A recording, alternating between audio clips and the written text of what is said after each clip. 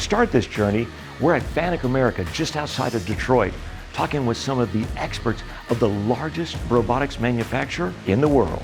First, let's hear from Michael Chico, the CEO of FANUC America. Hey, Terry L Fossum here, and let's see if anything I'm about to say rings true. Okay, you have a conference, a symposium, or an expo coming up, and the overall theme is going to be centered around some aspect of Industry 4.0.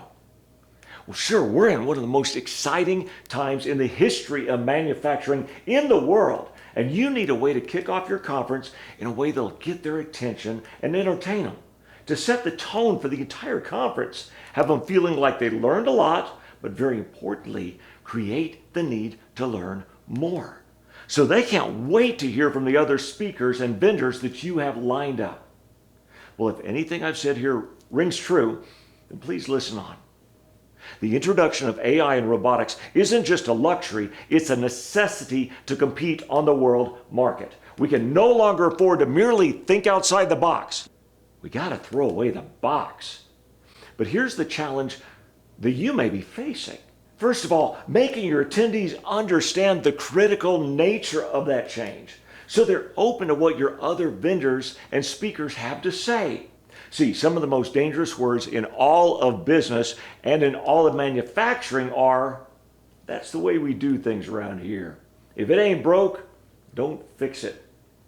But one of the biggest things holding them back from making the change is not knowing how to lead their people through the perilous path of change. Let's face it, people hate change. They resist change at every move, and implementing change incorrectly into your company can kill it. So what do we do about that? Well, I have some very good news for you. I reached out to, some of the top minds in the world for creating massive change. People like Paul Hill, the youngest director for mission control in the history of NASA, brought in to change NASA after the shuttle disaster.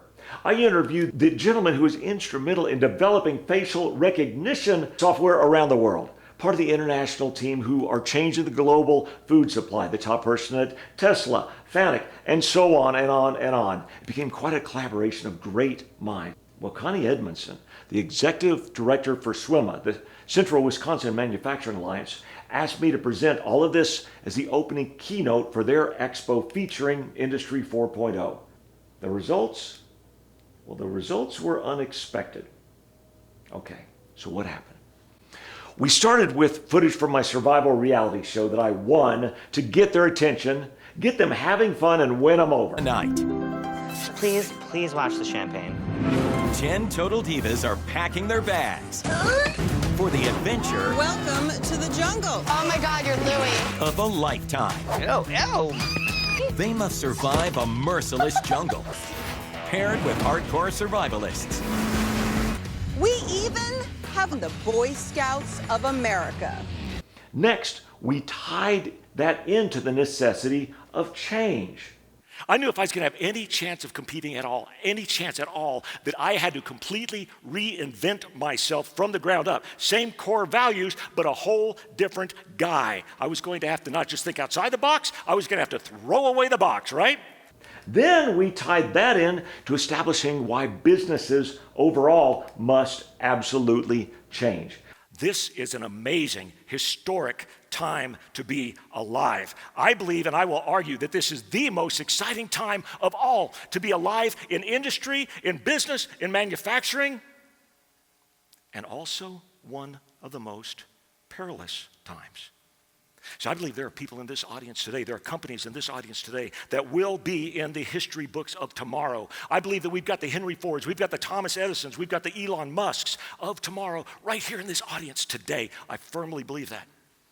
We gave them some examples of companies that merely thought outside the box and died. So in 1975, when Steve Sasson invented digital photography, he presented it to the powers that be, the decision makers at Kodak, this amazing disruptive technology that would change the world. And what did they say when he handed it to them on a silver platter? That's amazing, that's fantastic, we're going to change the world? No. He said, and I quote, "That's cute, but don't tell anyone about it." Wow.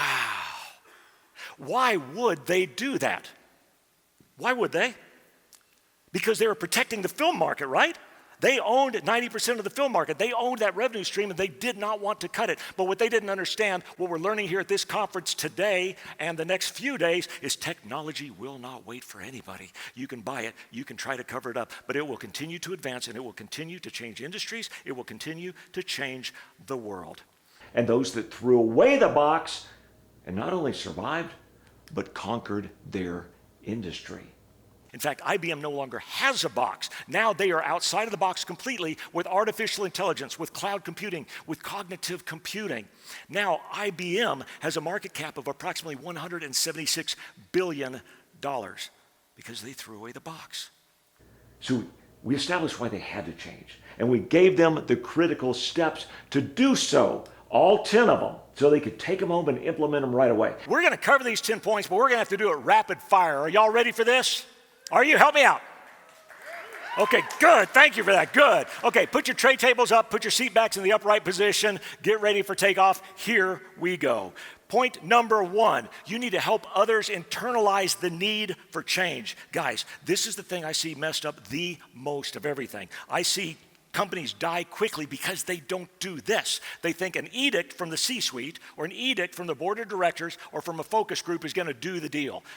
Anybody out here want to be told what to do?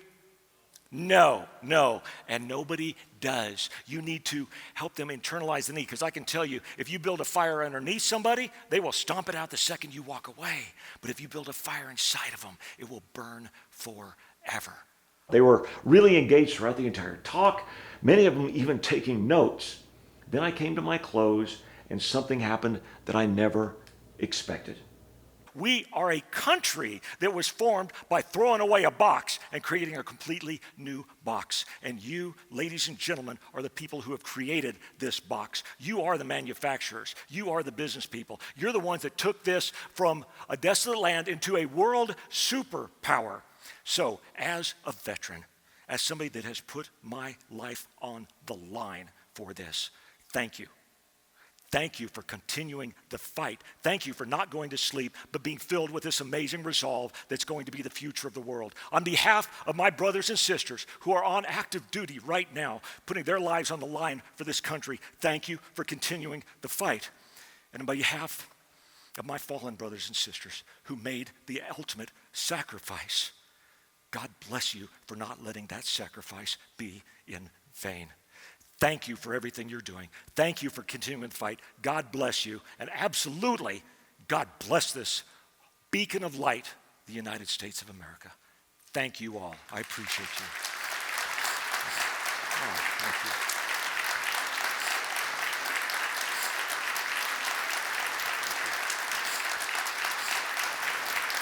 Thank you.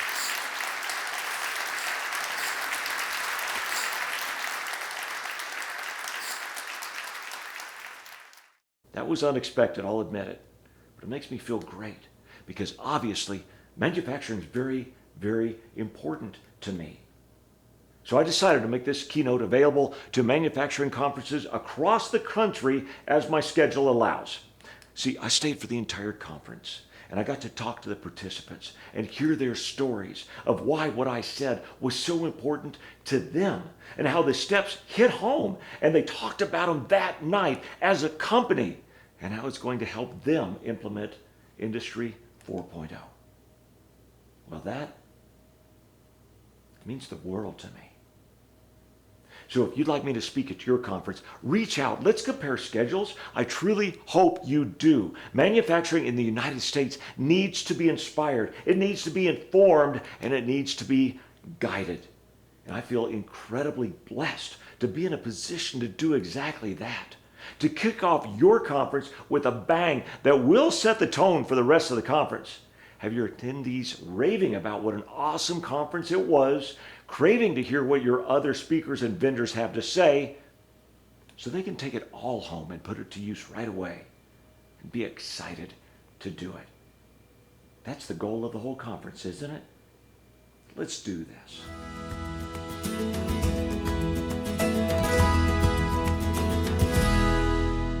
I just heard the most wonderful inspiring talk. It was truly inspiring. The event is amazing.